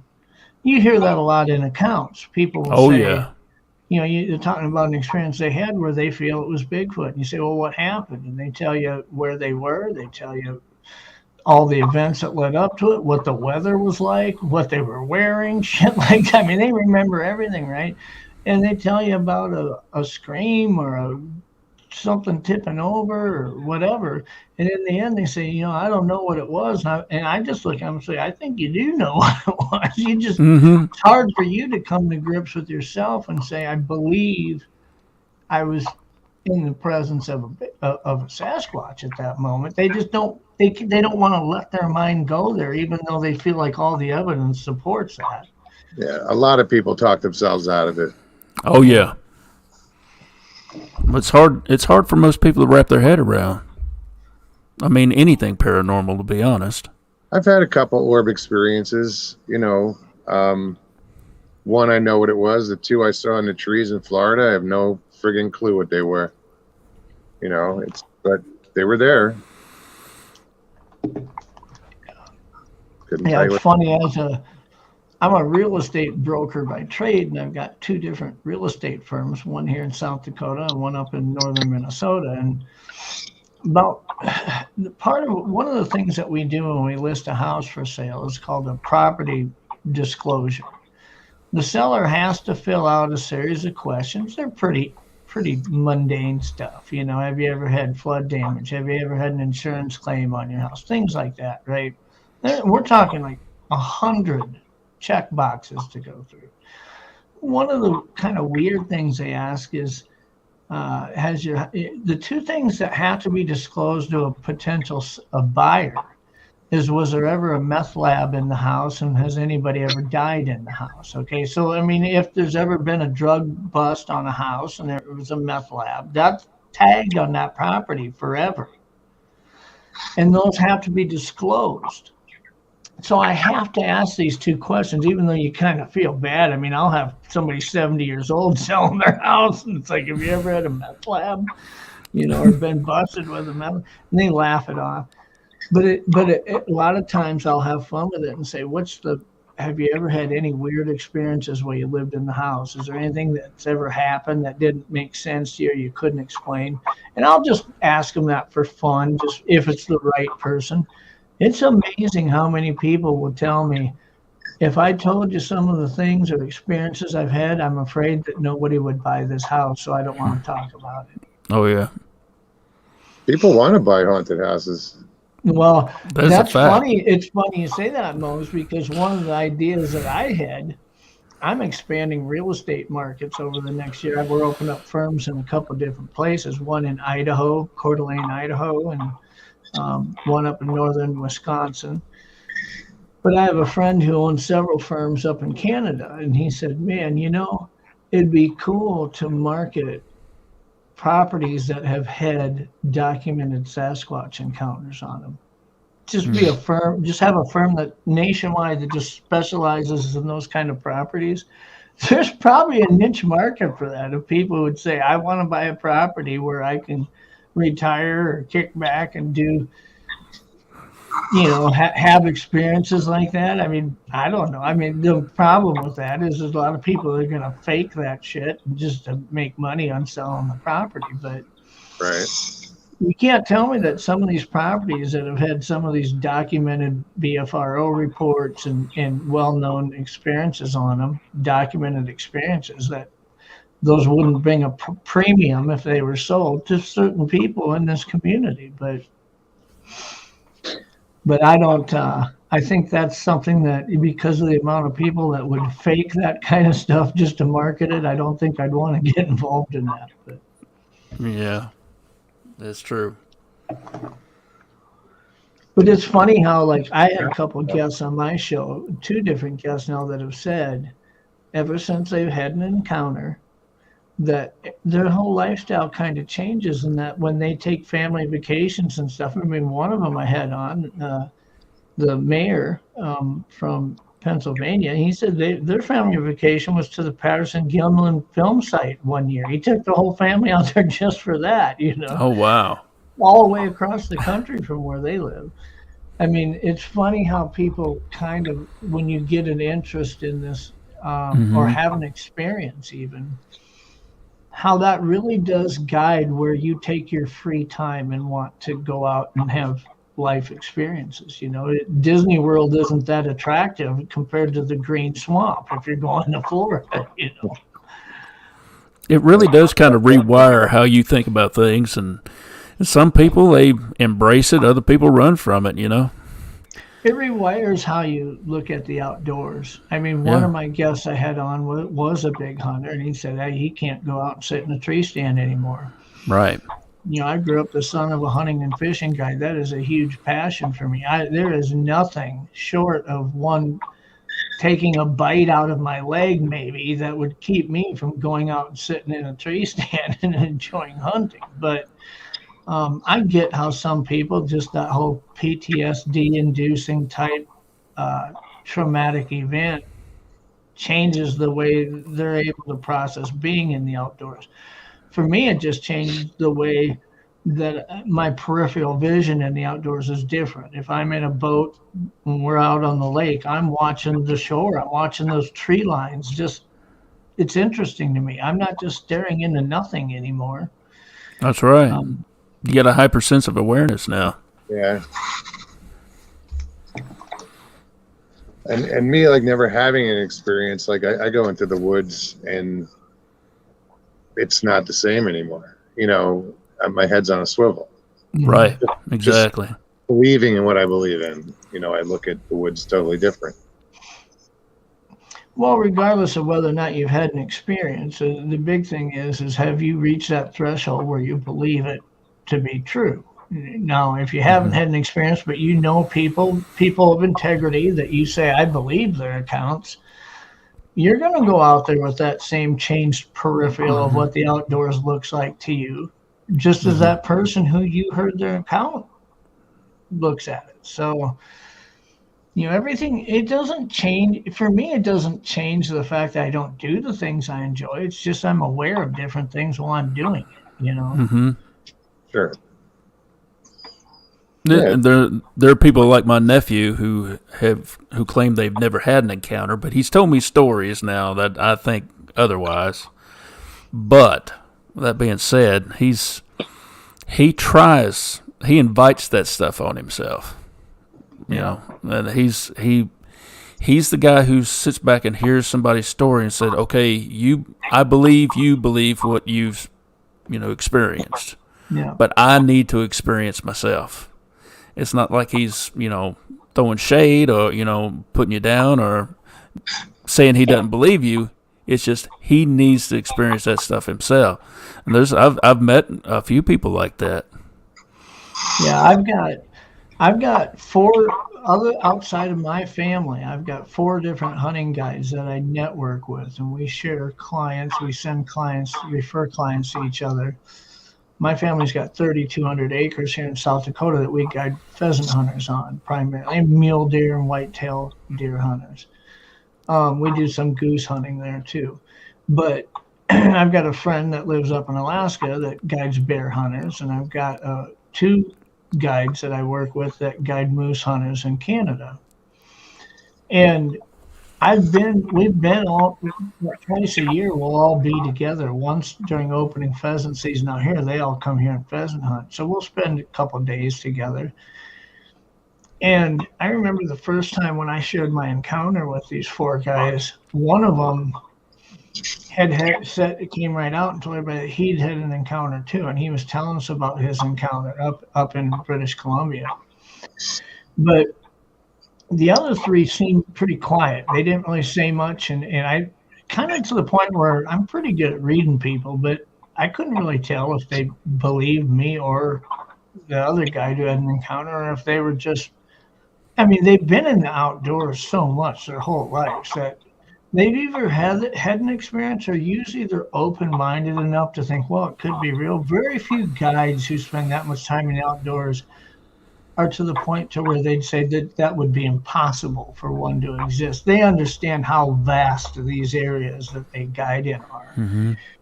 But they didn't really openly, endorse either of our encounters or were skeptics about them.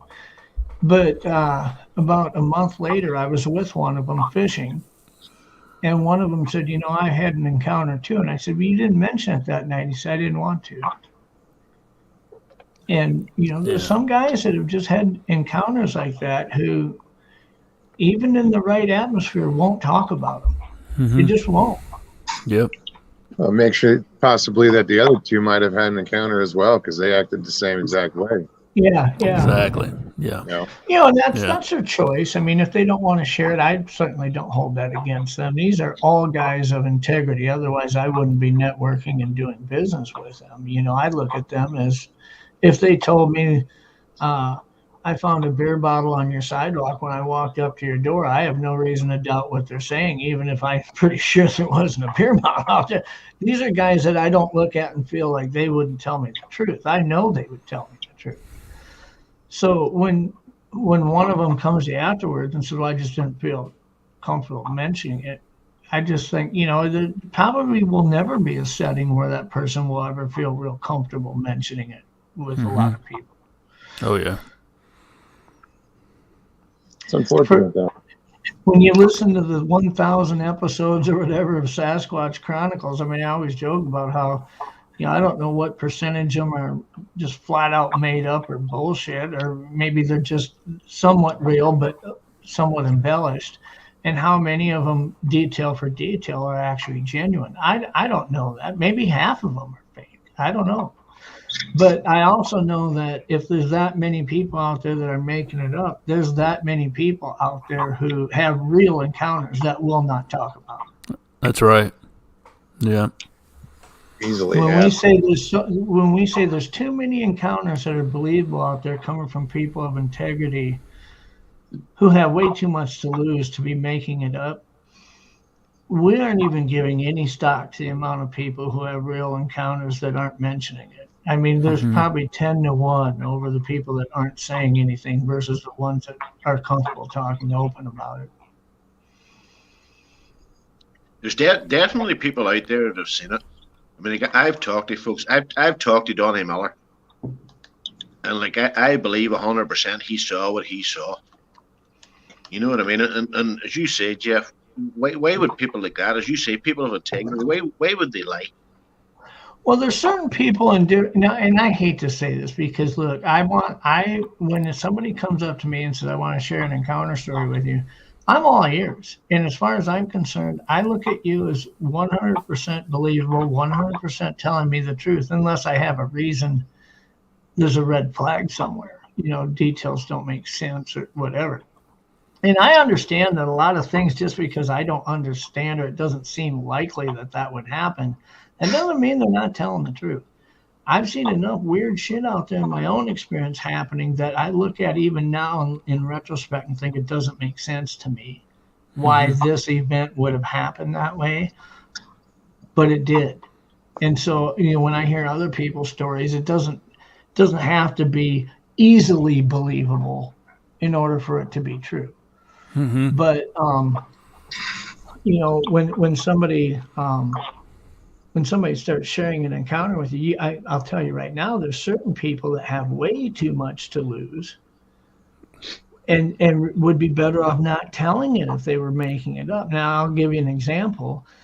Doug Highcheck's son, Blaine Highcheck, shared those audio recordings with me that I shared on my site, and I played them on my site and let everybody hear them. And I told them who captured these audio recordings, where he was, what the situation was. It was over 3 nights. And I'm going to tell you right now, Blaine Highcheck, I've met, this guy is a guy of integrity. He's in his 20s. He makes really good money. His job depends on his, integrity. If people didn't believe him, he couldn't make a living at what he does. Now you factor into that, his dad is Doug Highcheck, who's done 80-some episodes of Monster Quest and other shows and producing Legend Meets Science and Legend Meets Science 2 and all this stuff. If his kid went out there and hoaxed something and was busted hoaxing it, you know how much is at risk there? So when I look at these audio recordings and listen to them and think, man, these seem pretty legit, I have to also position the level of the source and the integrity of the source and what's to be risked if they hoaxed it, right? He has way too much to lose to be making shit up like that.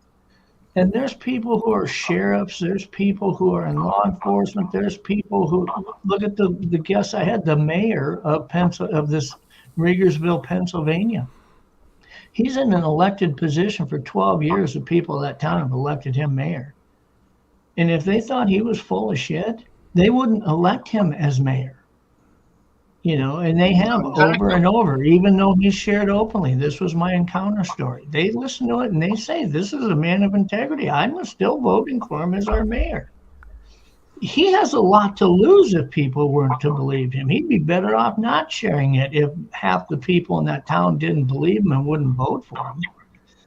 So sometimes the source just has too much of that risk versus reward that right out of the gate you have to say, this would really be stupid for this person to make something up.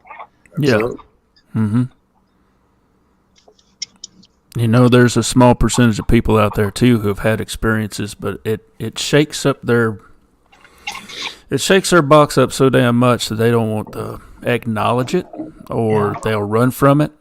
You was talking about that, and all of a sudden I thought about my wife. When we first started dating, I told her I did, paranormal research and investigations and all like that. She said, "What are you talking about?" I said, "Well, in lack of better terms, I hunt ghosts." And she said, "Oh, really?" I'm like, "Yeah, I do."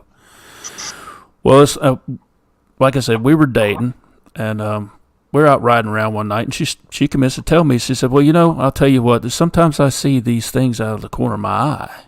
It's like, "What are you talking about?" "Well, it's like people, but I'll see something there, and then it's gone." "Oh, you mean shadow people?" She said, "What?" "It's a phenomenon commonly known as shadow people. Sometimes you can see them if you're not looking directly at them." She said, "What the hell is that?" It's a spirit of some sort. I don't know whether it's a being that manifests here in this reality, or it's it's trans-dimensional. It slips in and out between reality or this dimension or a next one. We don't know really what they are. And when I described that to her, she shut it down. She don't talk about it no more. She don't want to. I said, "You ever see any more shadow people?" She said, "No." So it's like, I don't know if she has or not. She did say that here not too. Go ahead. No, I was going to say there's something to that. Like whenever I grew up, we always had cats. Cats in the house, and I remember different times the cats sitting watching something. Whenever I looked over in the direction they're watching, there was nothing there, but they were sitting. They were definitely sitting watching something. You know what I mean? It's just, as you say, like shadow people, or there was something there. And, I wasn't able to pick it up, but the cat was. I believe the animals can see so much more than we can. Oh, absolutely. Because they don't have the. I don't think they have the hang-ups that we do. They haven't been indoctrinated like we have. Derek's story reminds me, when I was a kid, when I was like 5 years old, I remember one night my dad was watching a UFO show, and I was sitting on the couch watching it with him. I'd never seen anything about UFOs before, and I'm just soaking it in like a sponge. My bedroom was downstairs to where we had a split foyer, so my bedroom window in my bedroom was like right at ground level, looking out at the front of the house. And that night I'm laying in bed, and I look at my window, and here's 8 green lights in my window, all in a line, and like 2 of them would flash, like go dim, and then they're on, and then 2 more would go dim and they're on. And I'm freaking out. I'm screaming. I'm running upstairs and into my parents' room. There's fucking UFOs outside my window, My dad goes out and opens the front door and looks, and there's 4 kittens looking in my window at me. Yep. And as they blink, their eyes would go off and on. It looked just like, for a 5-year-old who just watched a UFO show, I thought we were being invaded. Oh. Oh, guys, we're over the 2-hour mark. Great stories. I want to thank everybody for coming on. Oh, yeah. Pleasure as always. Yes, sir. Yeah. Thanks for letting me butt in here. Oh, anytime, man. Like I said, my door's always open. I appreciate it. I'm glad to hear that you had the surge in subs on your channel. You deserve it. Well, thank you, sir. I appreciate that. I do. Yeah, I And had fun. It's really a testimony to the power of networking here on YouTube, of just, it really is. You plug in somebody else's show that you think is a good show, and then them plug in yours, and you can kind of feed off of each other that way. And I think a lot of times when you guys are a good example. I mean, I think a lot of times people come on the Moog show because they like he's a genuine guy, and then they see you and they say this is a genuine guy. These are the kind of people I could sit around and drink a beer with, you know. Oh yeah, And that's so cool. if you're a fan of Moogs now, when you show up in your chat now, you're that kind of people just kind of assimilate with those kind of people. Well, you know. Yeah. But don't worry, Jeff. I'll drink a beer with you. no. We're gonna. I swear to God, if I ever hit the lottery, we're gonna charter a 757 or whatever. We're gonna fly to Ireland with the whole lot of us, and we're gonna burn that fucking island to the ground. And then we're gonna go swoop up Mr. Lee 3PO. Yeah. Then we'll pick up Lee over at the UK before we head back. Right. He can sing karaoke the whole transatlantic flight. That's awesome. My phone's dying. I'm down to the last, the dregs of the battery. I'm going to have to bounce. I'll see you all later. I'll see you next week. Take it easy. All right, Derek. See you, Jeff. See you, Lee. Nice to meet you, Derek. See you, Harlan. Thanks again, Derek. Take care, guys.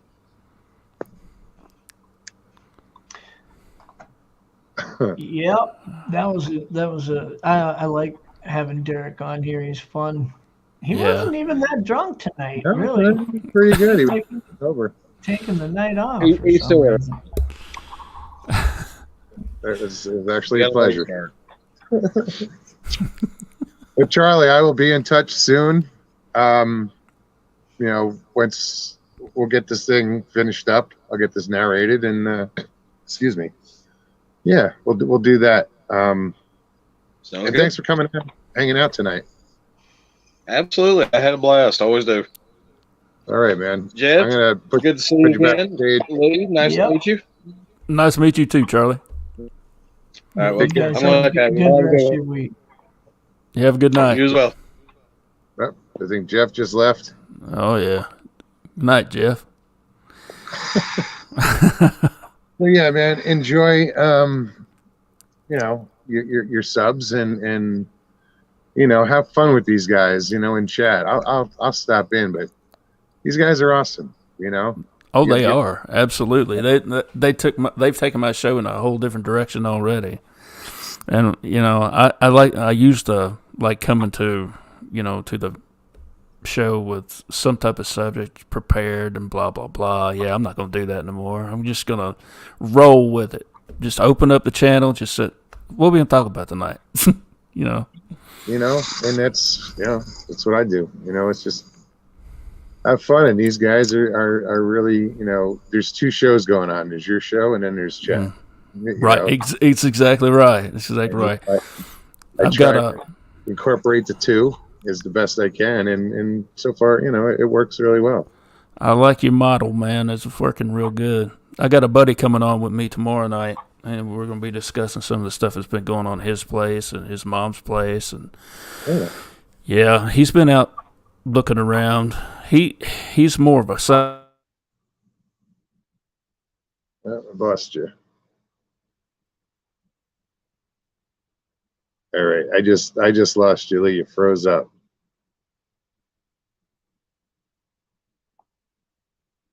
Yeah, Lee froze up, guys. I apologize. I have to remove. So check out Lee's show, The Ravens Outpost. He'll be on tomorrow night, midnight, Friday night. As he was saying, he's got a friend coming on. They're going to be discussing some paranormal shit that's happened. Check it out. I want to thank everybody for showing up tonight. Tony, Crow Creek Cryptids, what's up, buddy? Good to see you. I apologize if I miss anybody tonight. Saying hi. I think I did pretty good. Kelly, good night. All right, Pammy. Yeah, Pammy, you definitely have to come on soon. That'd be cool. And I'll be seeing you soon. So, all right, guys, if you enjoyed the show tonight, please hit that like button. Sorry, the camera's phone shaking all over the place. Hit that like button below. If you're new to the channel, subscribe if you like what you saw. Get that notification so you get, you know, any notifications when we go live. Or if I put out shorts or whatever, you'll get notified. If you want to donate to the show, you can do so. There will be a PayPal link in the description below. And that's about it. I want to thank everybody for showing up tonight, everybody that came on. You know, Ben, it was great to see you. We'll see you soon. We'll get you on again soon. All right, guys. Thank you so much. I feel like I'm forgetting something. Nah. All right, guys. Peace and God bless.